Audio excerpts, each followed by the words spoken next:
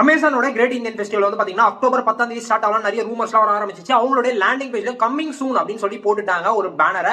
அமேசான்ல இன்னொரு விஷயத்த வந்து இதே நேக்கா வந்து பண்ணிருக்காங்க. என்னன்னு கேட்டீங்கன்னா இப்பவே ஸ்டார்ட் பண்ணிட்டாங்க. ஏன்னா நிறைய எலக்ட்ரானிக் கேஜெட்ஸ் அப்புறமா நிறைய ப்ராடக்ட்ஸ் எல்லாம் வந்து பாத்தீங்கன்னா ரிட்டர்ன் பாலிசி, நம்ம ஏதோ ஒரு அமேசான்ல வாங்குறோம், அது வந்து டேமேஜா வந்திருக்கு, இல்ல நம்மளுக்கு பிடிக்கல, கலர் சேஞ்ச் ஆயிருக்குன்னா நம்ம ரிட்டர்ன் வந்து ஈஸியா போடுற மாதிரி இருந்துச்சு.